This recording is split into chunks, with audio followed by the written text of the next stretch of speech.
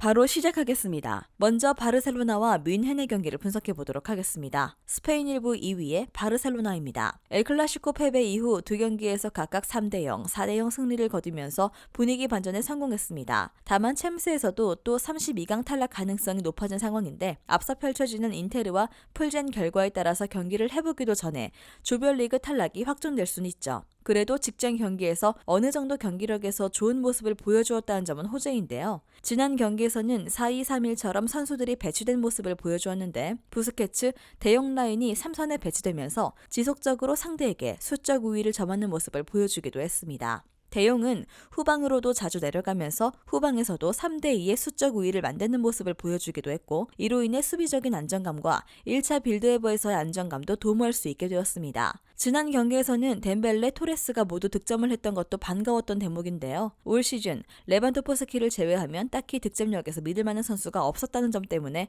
레반도프스키가 침묵하는 날에는 경기가 전반적으로 풀리지 않는 경우가 많았습니다. 앞서 언급했던 후방 빌드업의 원활함으로 인해 상대적으로 측면 공간을 이용하기가 쉬운 상황이었고 세르지와 발데가 활발한 움직임을 보여주었다는 점도 측면 공격수들의 득점 생산에 도움을 주고 있습니다. 빌드업 체계를 바꾼 것이 현재로서는 공수양면에서 신의 한 수 역할을 하는 중으로 보면 될 듯합니다. 결정자는요, 크리스텐센, 아라우호, 데파이 선수가 결정할 것으로 보입니다. 독일 1부 2위의 뮌헨입니다. 리그에서는 우니온 베를린을 턱 밑까지 쫓아온 상황이고 챔스에서도 조별리그 전승을 기록하면서 조기에 16강 진출을 확정짓는 등 서서히 분데스리가 1강의 모습을 보여주고 있는 상황으로 볼 수 있습니다. 뮬러의 부상으로 인해 공격진의 부재가 상당히 심한 상황이었지만 최근 5경기에서 모두 멀티득점을 기록하는 등 공격적인 면에서의 공백은 거의 느껴지지 않고 있는 상황입니다. 슈퍼모팅이 선발로 나오고 있음에도 좋은 감을 보여주면서 최근 3경기 4골로 활약하고 있습니다. 이번 경기에서는 뮬러가 엔트리에 합류할 수 있을 것으로 보이는 상황이고요. 다만 16강을 이미 확정지은 상황이기 때문에 로테이션 가능성도 염두에 두어야 합니다. 다만 높은 라인으로 인한 수비적인 리스크는 지난 경기에서도 꽤 있었던 편이었습니다. 상대팀의 공격수들이 결정력이 심히 좋지 못했기 때문에 무실점으로 경기를 마칠 수 있었지만 상대 주축 공격수인 레반도프스키의 결정력은 자신들이 더 잘 알고 있는 대목일 것입니다. 실점 리스크는 반드시 염두에 두어야 할 것입니다. 결정자는요, 사르, 코망, 사네, 리카, 노이어 선수가 결정할 것으로 보입니다. 바이언이 이미 16강 진출을 확정지은 상황이라 경기에 임하는 큰 동기부여는 없는 편입니다. 바르셀로나가 지난 경기에서 선수들의 배치를 바꾸면서 공수 양면에서 안정감을 보여준 바 있고 바이언도 수비 리스크가 적다고 할 수는 없는 편입니다. 바르셀로나가 지난 경기에서 측면 공간을 적극적으로 활용한 빌드업으로 레반도프스키에게 쏠린 득점력을 측면 자원들이 나눠 가지게 하는 모습을 보이기도 하는 등 바르셀로나의 고질적인 문제가 나름대로는 해결된 모습이었습니다. 바르셀로나의 승리를 예상합니다.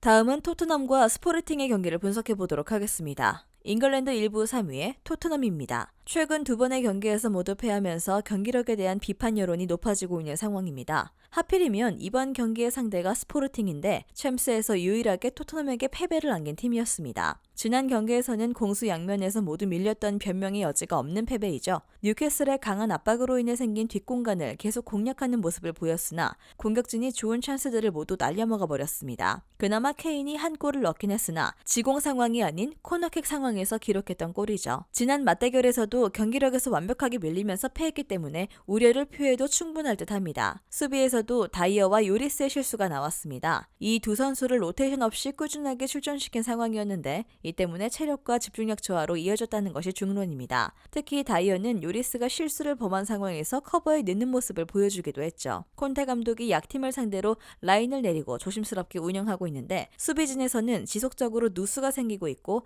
낮은 라인으로 인해 전방 투톱이 고립되는 등 공수 양면에서 총체적인 난국인 상황입니다. 결정자는요, 클로스프스키, 히샬리송 선수가 결정할 것으로 보입니다. 포르투갈 1부 5위의 스포르팅입니다. 최근 페이스는 그렇게 좋은 상황이 아닌 상황입니다. 다만 직전 경기에서 3대1 승리를 거두면서 일체적인 분위기 반전에는 성공했고 챔스에서도 승점 6점으로 2위 마르세유와 동일한 상황이기 때문에 희망을 잃을 단계는 아닙니다. 앞서 언급했듯이 스포르팅은 올 시즌 챔스에서 토트넘을 격침시킨 유일한 팀입니다. 당시 경기에서 초반 압박을 이겨내고 날카로운 모습을 보여주었고요. 토트넘의 라인이 내려가면서 본인들이 경기 주도권을 확실하게 쥐는 모습을 보여주었습니다.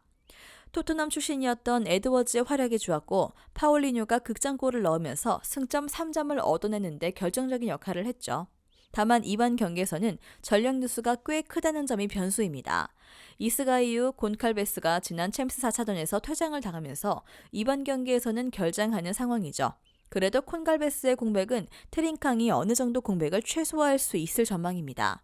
결장자는요, 브라간카, 네투, 곤칼베스, 이스가이오 선수가 결장할 것으로 보입니다. 최근 토트넘의 경기력을 고려한다면 정배당 메리트가 확실한 상황인지는 의문입니다. 수비적으로 불안함이 심하기 때문에 라인을 최대한 내리고 운영을 하는 경우가 잦고 이로 인해 속공 상황에서도 투톱에게 배급되는 패스 양이 적은 상황이죠. 오히려 주도권을 스포르팅이 잡고 토트넘을 휘두를 확률이 더 높아 보이기도 하는 경기입니다. 승리팀 예측과 최종 조합픽은 고정 댓글에 나와 있는 정보방에서 제공해드리겠습니다.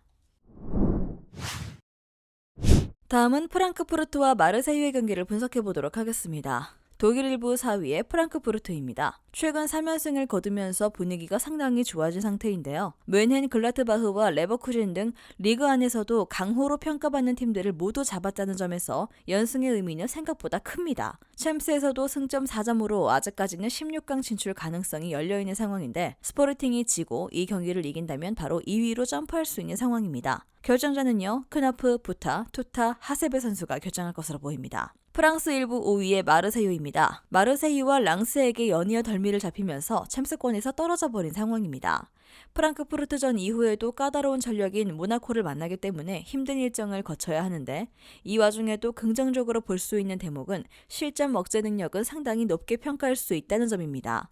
공격력이 뛰어난 PSG와 랑스를 상대로도 멀티골을 실점하지 않았고 최근 5경기에서도 5실점으로 수비가 불안정한 상황이라고 보기는 어려운 상황입니다. 올 시즌 압박을 바탕으로 상대의 빌드업을 최대한 방해하거나 다시 소유권을 찾아오는데 적극적인 모습을 보이는 것이 수비적으로는 효과를 보고 있는 상황이죠. 결정자는요, 바이 선수가 결정할 것으로 보입니다. 일단 두 팀이 보여주고 있는 공격력에서는 꽤 차이가 큰 편입니다. 린드스트롬의 직전 경기 활약이 있었고 무안이도 오랜만에 도움을 기록하면서 공격 포인트를 기록했죠. 지난 시즌부터 유럽 대항전에서 좋은 모습을 보여준 카마다도 믿을만한 득점원입니다. 프랑크푸르트의 우세를 점칩니다.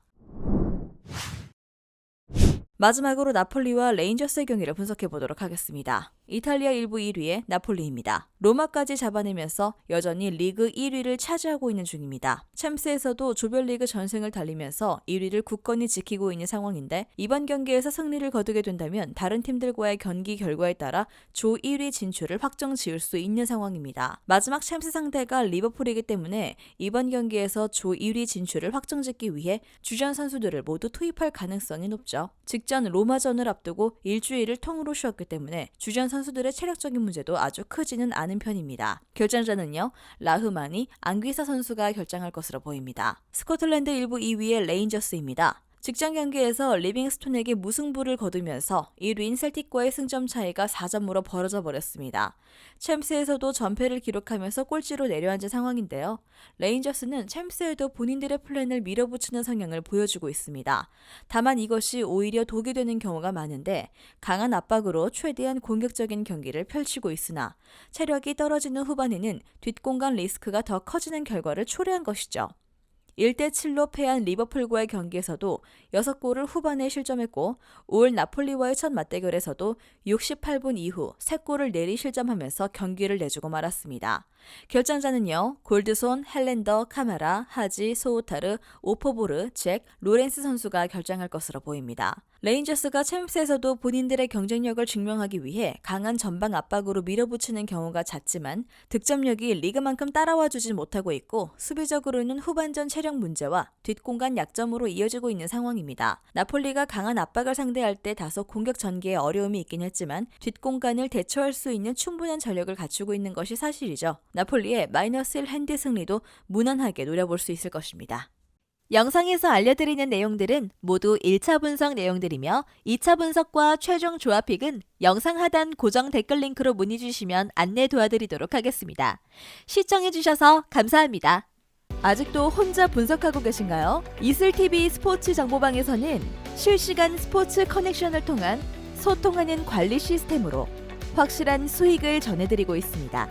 정보방 입장 조건은 없으며 일반인들은 쉽게 접할 수 없는 배당 흐름 분석, 모든 경기 라인업과 결장자, 마지막으로 분석 모델링을 통한 최종 조합비까지 무료로 제공해드리고 있습니다.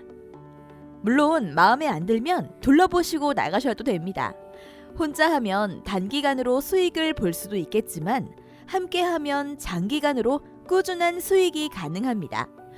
정보방 무료 참여하시고 꾸준한 수익을 원하시는 분들은 영상 고정 댓글 링크로 문의 주시면 안내 도와드리겠습니다. 늦지 않았습니다. 함께 합시다.